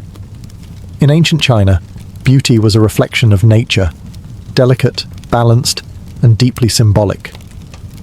To be beautiful was to evoke the serenity of a plum blossom, the purity of jade, or the grace of a crane in flight. Across dynasties from the Han to the Tang, Chinese cosmetics evolved into a refined and poetic ritual, an art form painted onto the human canvas. Pale skin was the cornerstone of Chinese beauty ideals. Much like in other ancient cultures, fair complexions signified wealth and refinement, proof that you did not toil under the sun. Women used rice powder to whiten their faces, often applying it in layers to achieve a smooth, porcelain-like finish. Some mixed it with pearl dust or powdered lead, unaware of the long-term health risks. Blush was applied with care, not in harsh circles, but in soft shades resembling flower petals. This style, known as fei dian or flying dots, became particularly popular during the Tang dynasty. Women painted delicate red marks on their cheeks and sometimes foreheads, inspired by the colours of nature or the flush of love. Lips, too, were a statement. Red cinnabar pigment was used to tint them in a small heart-like shape, leaving the edges of the lips pale. This created a contrast that emphasised delicacy and restraint, a visual whisper of sensuality rather than a shout. Eyebrows were art. Styles changed with the dynasty. Straight, arched, or curved like the wings of a swallow. Women shaved their natural brows and redrew them with charcoal or black ink. Manuals and scrolls from the Tang and Song dynasties describe dozens of distinct eyebrow styles, each with poetic names like willow leaf or distant mountains. Ornamental touches elevated beauty to theatrical levels. Women wore huadian, tiny floral or jewel-like forehead decals made from gold leaf, paper, or crushed flower petals. These delicate dots symbolized youth, wealth, or seasonal celebration. Perfume and skincare also played vital roles. Scented oils infused with orchid, lotus, or musk were massaged into the skin, while herbal face masks using ginseng or green tea promised clarity and longevity. Beauty wasn't merely cosmetic. It was medicinal, philosophical, even moral. In ancient China, to be beautiful was to be in harmony with heaven and earth, a living poem composed of colour, scent, and grace. In ancient Mesoamerica, among the Olmec, Maya, and Aztec civilizations, beauty was vibrant, ceremonial, and inseparable from the spiritual world. Unlike in some ancient societies where cosmetics were confined to elite women, in Mesoamerica, both men and women adorned their bodies with meaning. Appearance wasn't just about attraction, it was about identity, ritual, and cosmic connection. The Mesoamerican palette came from nature. Red was the most sacred color, symbolizing life, blood, and the sun. Women painted their lips with achiote seeds, which produced a deep crimson tint, while cheeks were coloured with crushed cochineal, a brilliant red dye made from insects harvested on cactus. Black and white were used for contrast, contouring the face or framing the eyes with charcoal and powdered lime. Body painting was common and often ritualistic. Dyes and mineral pigments were applied during festivals, warfare, or religious ceremonies. Warriors painted their faces to intimidate enemies and honour the gods. Priests painted their bodies with ash or chalk to purify themselves for sacrifice or ceremony. And young women wore subtle marks on their faces during courtship rituals, hinting at readiness for marriage. Perfume and fragrance held divine significance. The Aztecs were obsessed with flowers, xochitl, which they used not only in offerings but also in personal adornment. Fragrant blooms like marigolds, plumeria, and cacao flowers were woven into garlands or crushed into pastes and rubbed onto the skin. Copal, a sacred tree resin, was burned as incense and mixed with oils to scent the body before rituals. Hairstyles were deeply symbolic. Maya women wore long, thick braids coiled atop their heads or twisted into buns, sometimes adorned with jade beads or feathers. Aztec noblewomen used hairpieces, ribbons, and even gold dust to enhance their appearance. Men, particularly warriors, styled their hair according to their rank, with shaved patterns or elaborate knots indicating valor in battle. Tattooing and scarification were also practiced, especially among the Maya. These permanent marks weren't decorative. They were spiritual badges of endurance, dedication, or religious transformation. Even dental cosmetics existed. Elites had jade or turquoise inlays placed into their teeth, signaling status and divine favor. For the Mesoamericans, beauty was sacred. Every pigment, flower, and braid was a symbol, a bridge between the earthly body and the celestial realm. In the misty forests and windswept hills of ancient Europe, the Celts cultivated a vision of beauty that was both fierce and earthy, wild yet intentional.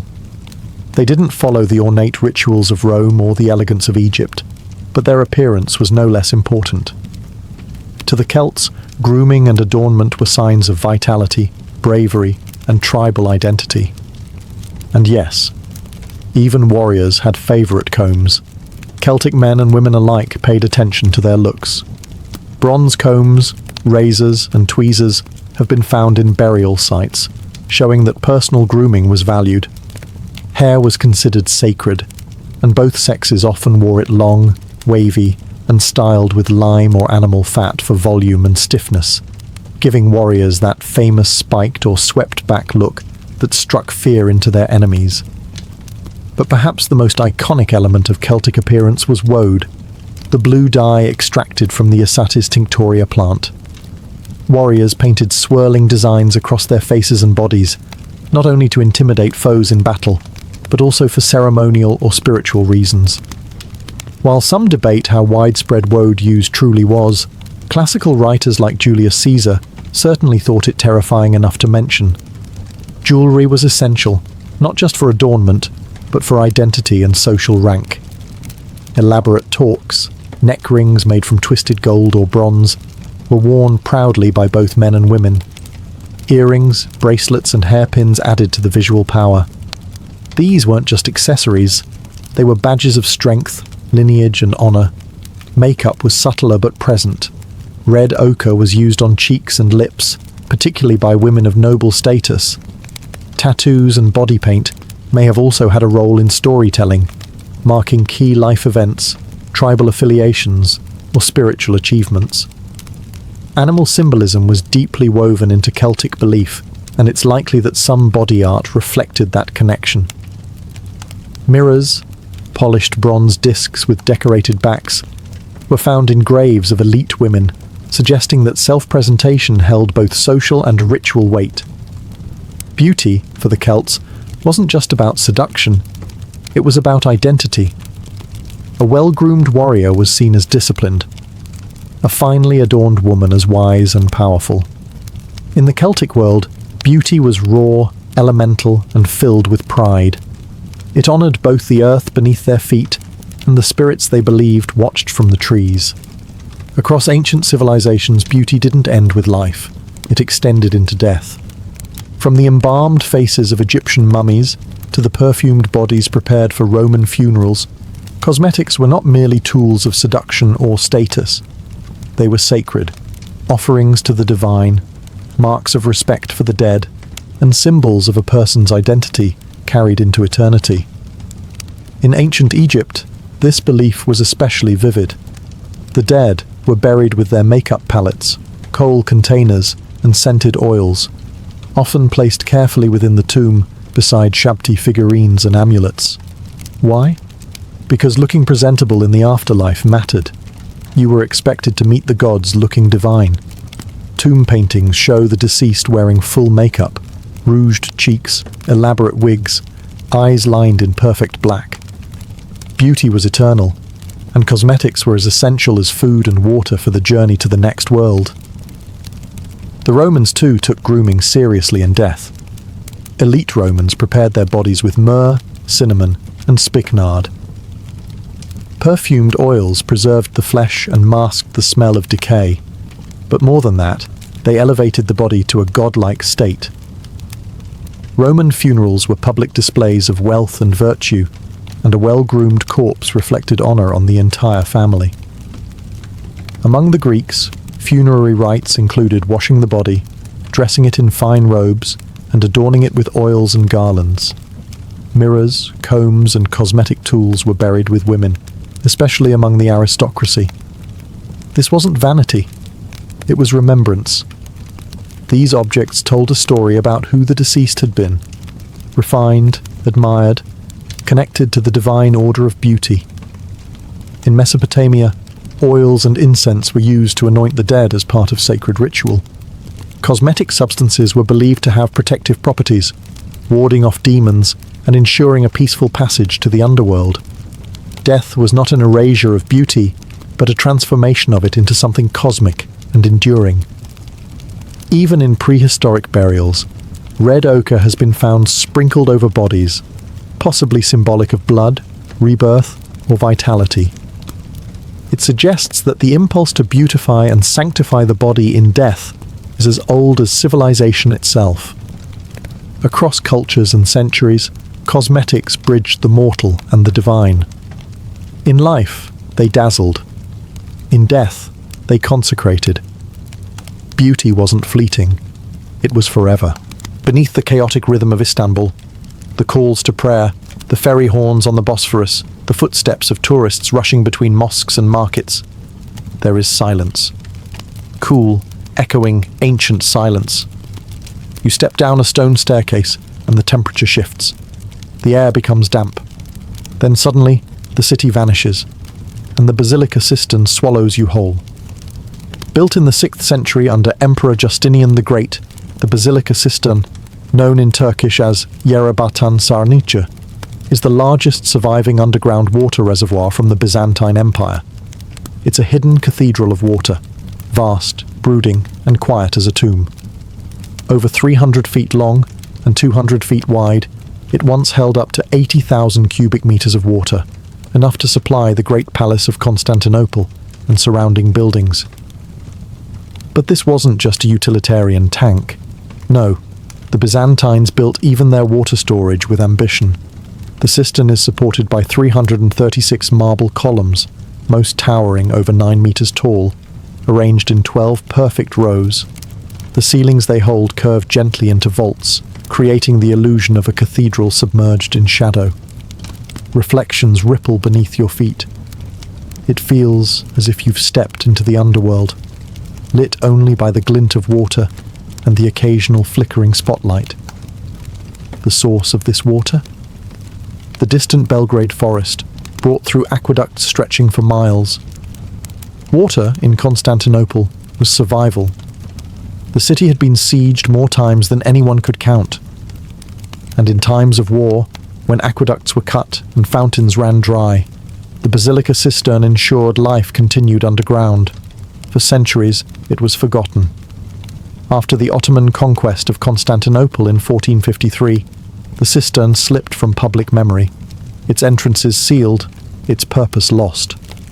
Locals spoke of houses with mysteriously wet basements. Some even fished from their floors. It wasn't until the 16th century that a curious scholar rediscovered it, guided by tales of water that whispered beneath the earth. Today, it stands not just as a monument to Byzantine ingenuity, but as a surreal echo of a world that once ruled the known earth. A place where time seems to drip slowly from the ceiling, and the ghosts of emperors walk silently between the columns.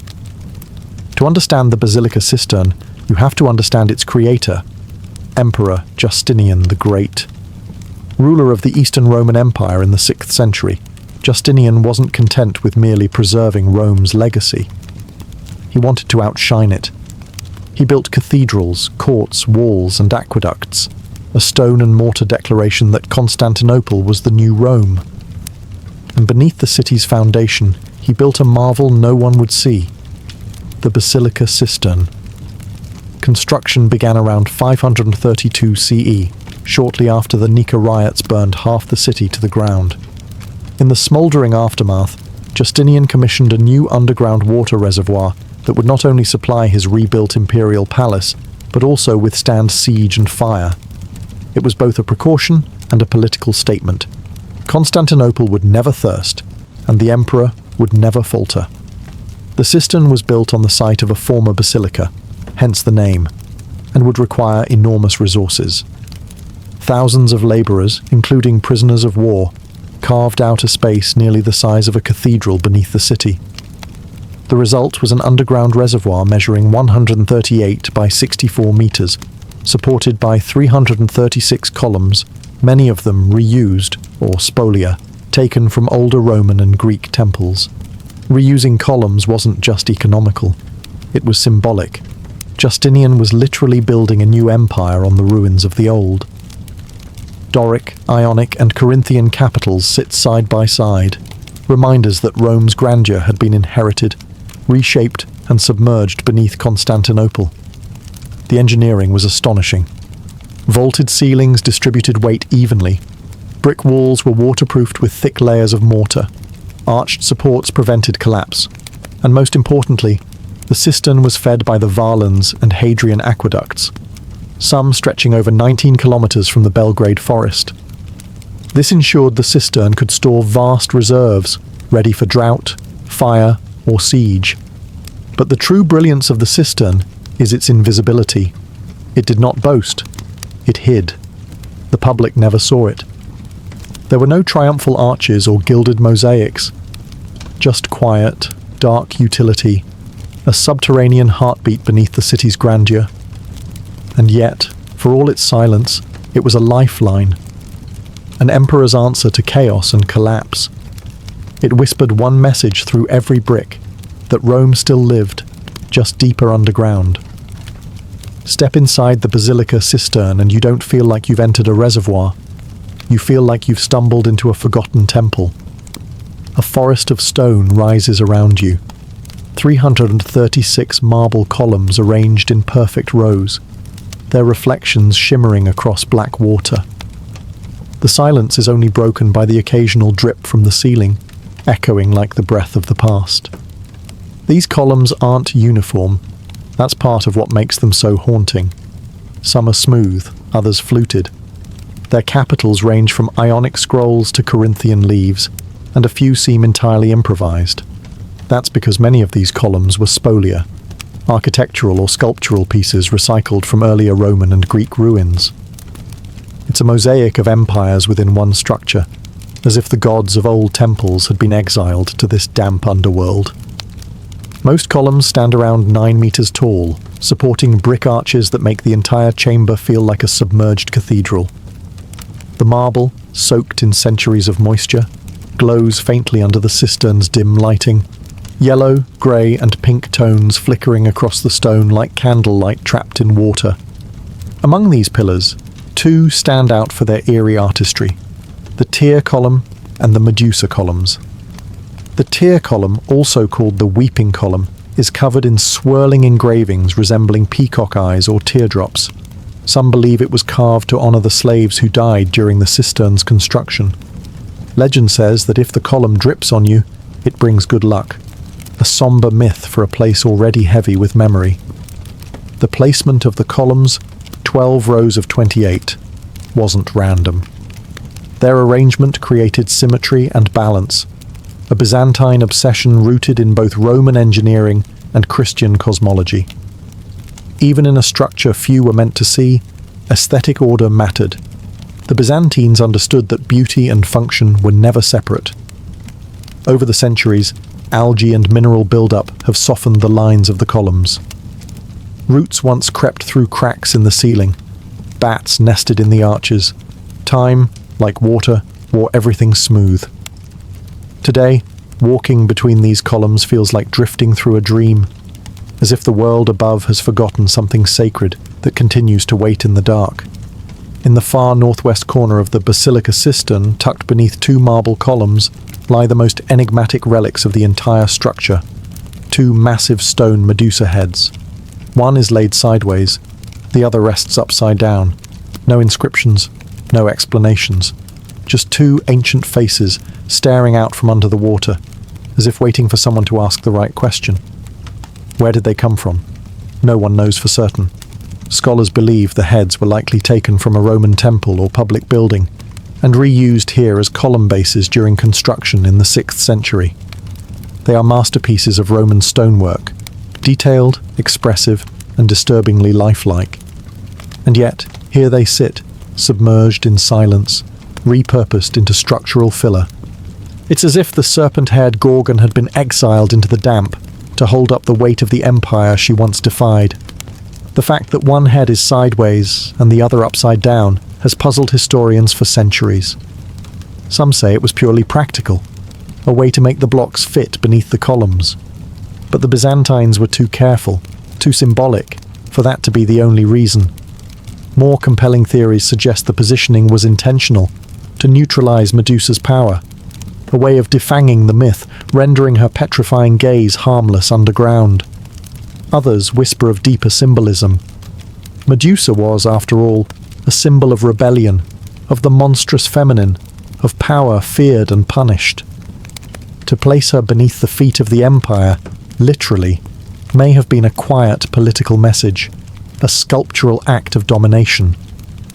Or perhaps the opposite, a secret rebellion carved into stone, hidden away in the underworld of Constantinople. In Greek mythology, Medusa's head was used by Perseus as a weapon, even after her death. Her image became apotropaic, meant to ward off evil. She appeared on shields, coins, and doorways. Could her presence here have been protective? Was she placed in the cistern not to punish, but to safeguard the sacred water below the city? Visitors today still pause in front of the Medusas, hushed. The air seems heavier near them. Whether you believe in myths or not, their presence is undeniable. You don't just look at Medusa in the Basilica Cistern. You feel her watching you back. In ancient Constantinople, water meant survival. The city was famed for its towering walls, its gold-covered churches, its imperial courts, but without water, it was nothing more than a gilded coffin. The Basilica Cistern wasn't just a marvel of architecture, it was a military asset. Hidden beneath the city's foundations, it served as a silent lifeline during times of siege, drought, and disaster. The Byzantine capital was under constant threat. Surrounded by enemies for centuries, Persians, Arabs, Bulgars, Crusaders, the city endured countless sieges. One of the most devastating was the Arab siege of 718 CE, where food and water supplies were stretched thin for over a year. While aqueducts could be cut or poisoned, the cisterns, sealed underground and stocked in advance, ensured that Constantinople did not fall. The Basilica Cistern, with its massive capacity, helped sustain the palace and nearby districts through these long, desperate days. Its water was channeled in from the Belgrade forest, located over 19 kilometers away. A system of elevated aqueducts, most notably the Valens Aqueduct, delivered water to the city, which was then stored in open-air cisterns and covered structures like this one. The Basilica Cistern stood out because it was both covered and underground, protected from heat, sunlight, and contamination. In an era when cities could die of thirst, that was revolutionary. But water was more than just tactical. It was symbolic. In Byzantine theology and imperial iconography, water represented life, rebirth, and divine favor. To control it, especially during a siege, was to show that God still smiled upon the city. This is why so many of Constantinople's cisterns were not only functional, but beautifully constructed. The Basilica, with its forest of columns and eerie grandeur, was a quiet cathedral to resilience. Even during the Ottoman conquest in 1453, while the city above was burning and falling, the waters of the cistern below remained calm. After the conquest, it was largely forgotten, sealed off and unused. But during those final Byzantine years, it had served its purpose. Today, as tourists wander between its columns, few realize they are walking atop one of the most crucial defenses of an empire. Not a sword or a wall, but something far more precious: silence, water, and time. For nearly a century after the Ottoman conquest of Constantinople in 1453, the Basilica cistern lay in silence. The Ottomans, brilliant engineers in their own right, built new aqueducts and fountains that served the growing city above. The ancient Byzantine waterworks, tucked underground, unmarked and dim, faded from collective memory. No one advertised the cistern, no plaques, no maps, no fanfare. Just still water beneath the stones. And yet, the cistern refused to be forgotten. Locals in the neighborhood around Hagia Sophia began to report strange things. Some said their basements were damp year-round, no matter the season. Others claimed they could drop buckets through holes in their floors and pull up cold, fresh water. A few even claimed they were catching fish underground. A bizarre, quiet miracle, happening right below the bustling Ottoman streets. It wasn't until the 1540s that the cistern was formally rediscovered by the curious eyes of Petrus Gillius, a French scholar and traveller. Sent to Constantinople by King Francis I to study ancient texts and monuments, Gillius had a habit of asking too many questions. When he heard about the locals pulling up water and fish from the floors of their homes, he began investigating. Eventually, he found an entrance, likely through a private home, and descended into the murky depths. What he discovered astounded him. A subterranean space larger than many cathedrals in Europe, filled with columns, dark water, and dripping echoes. He rode through the cistern by candlelight, sketching and measuring its dimensions, noting the carved capitals and mysterious Medusa heads. Gillius's writings introduced the Basilica cistern to the wider world, a lost wonder of the Byzantines, preserved beneath the Ottoman capital. Yet even after his discovery, the cistern wasn't restored or opened to the public. It remained mostly hidden, used occasionally as a water source, but left in semi-obscurity. The Ottoman Empire had its own monumental projects to focus on. This one was a relic. Beautiful, yes, but buried in the past. It would take centuries more before the cistern was drained, cleaned, and opened as a historical monument. But thanks to a curious French scholar and a few rumour-spreading locals, the silent cistern stirred once more, no longer forgotten, but waiting to rise from the depths. Today, when visitors descend the dim stairway near Istanbul's Hagia Sophia and step into the Basilica cistern, they don't just encounter a historical ruin, they enter a living monument. It's a space where architecture, atmosphere, and memory blur together. Lit by amber lights and filled with the soft sound of dripping water, the cistern feels more like a sacred ritual than a tourist stop. It wasn't always this way. When Turkish authorities decided to restore and reopen the Basilica cistern in the late 20th century, they found a flooded ruin filled with centuries of mud, algae, and decay.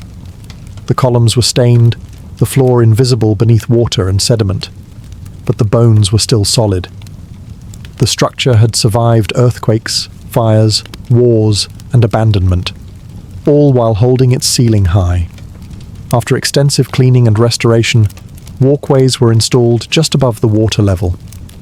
Lighting was carefully chosen to highlight the graceful curves of the columns and reflect them in the dark water below. The result? An atmosphere that feels more like an underground cathedral than a reservoir. It's no coincidence that some call it the sunken palace. And in the silence you hear it, the echo. Every footstep, every whisper, every drop of water reverberates through the stone like a chant from another world. It's haunting, beautiful, timeless. It's no wonder that filmmakers and artists have flocked to the space. The Basilica Cistern has appeared in films like From Russia with Love and Inferno, and in countless documentaries and music videos. It's not just a historical site, it's a stage. Visitors are often caught off guard by how emotional the space feels. Children lower their voices. Tourists slow their pace. Even the most distracted traveller stops to stare at the Medusa heads, half submerged and brooding in the shadows. There's something magnetic about this place. It doesn't ask for reverence. It quietly demands it. In recent years, the Cistern has also hosted art installations, concerts and exhibitions. Modern light shows play with the reflections on the water, turning the chamber into a pool of colour and sound. It is, paradoxically, more alive now than ever. A space once hidden, now illuminated with new meaning. From imperial utility to artistic sanctuary, the Basilica Cistern has risen again, not with fire or conquest, but with silence, water, and light. In a city that has seen empires rise and fall, water has remained Istanbul's oldest and quietest witness. The Basilica Cistern, more than just a storage vault, holds centuries of symbolism, not only as a resource but as a spiritual and philosophical presence. The Byzantines, and later the Ottomans, understood that water was never just about hydration. It was about purification, power, and the thin veil between worlds. Water in the cistern moves slowly. It does not rush, and it does not speak. It ripples and reflects. Light dances across its surface, breaking the symmetry of the columns. In this, there's a kind of sacred theatre. The stillness forces you to look inward. Like a mirror, the cistern reflects not just light, but history, identity, and myth. In Byzantine theology, water played a central role in rebirth. Baptism, the most essential Christian ritual, was a watery transition from death to life, sin to purity. While the Basilica Cistern wasn't used for religious ceremony, its aura evokes that same liminal space. You descend into the earth and encounter darkness, then light, then silence. It feels like passing through a ritual, unspoken, but undeniably sacred. Some scholars argue that the location of the cistern, near the Hagia Sophia and the Great Palace, was no accident. It served not only as infrastructure, but as symbolic assurance. The emperor's court was not built on dry foundations, but on flowing, living water. Beneath every throne, a river. Beneath every law, reflection. The Ottomans, too, revered water. Their gardens, palaces, and mosques were designed around fountains and pools. Water represented divine mercy in Islam, rahmah, and architectural water features reminded the faithful of paradise. The Basilica Cistern may have been a Byzantine creation, but it fit quietly into Ottoman cosmology. Cool, hidden, and eternally flowing. And then there's the psychological symbolism. Walking through the cistern evokes more than awe. It whispers memory. The way light filters through columns. The hush of footsteps echoing across water. The slow drip from a ceiling that seems to breathe. It is a space that doesn't rush to reveal itself. It waits. Like water. Like history. Today, the Basilica Cistern is no longer hidden. It stands proudly among Istanbul's top destinations, a haunting yet majestic reminder that the city's true heart beats not just in its minarets and mosques, but deep beneath the ground. Millions descend its steps every year, not just to learn about ancient hydraulics, but to feel the weight of time pressing gently from the walls. In a city bursting with noise and movement, the cistern is one of the few places where silence dominates. Tourists instinctively whisper. Even the click of a camera shutter seems too loud. And yet, there's life here. Not just in the steady flow of visitors, but in the subtle shifts of light, the quiet splashes, and the performances that occasionally bring this space roaring back to life. Over the last 2 decades, the Cistern has hosted art exhibits, laser shows, classical music concerts, and sound installations that merge past and present. Artists and architects treat it as a canvas, a sacred space where history is not locked in glass but is part of the atmosphere. You don't observe the Basilica Cistern from a distance. You walk through it. You breathe it in. Restoration efforts have been delicate but vital. The columns have been cleaned, structural supports reinforced, and walkways improved to allow better access. At the same time, care has been taken not to strip away the very things that make it otherworldly. The soft lighting, the cool air, the low hum of dripping water. It remains an engineering marvel, yes, but also a reminder that infrastructure can be beautiful, even mystical. While the modern world debates utility versus aesthetics, the Byzantines created a water tank as elegant as a cathedral. That contradiction still stuns visitors today. Above ground, Istanbul pulses with new energy. Modern trams glide past ancient sites, and street vendors sell roasted chestnuts beside Roman ruins. Yet directly below it all lies the Basilica Cistern, unmoved, unbothered, eternal. It holds the stories of emperors, architects, invaders, and dreamers, all now echoes in the damp stone. In the Basilica Cistern, time doesn't feel linear. It loops like water circling in a basin. Past and present meet in silence, and for a moment, you're not just in Istanbul. You're in Byzantium, in Constantinople, in a shadow world that never really left.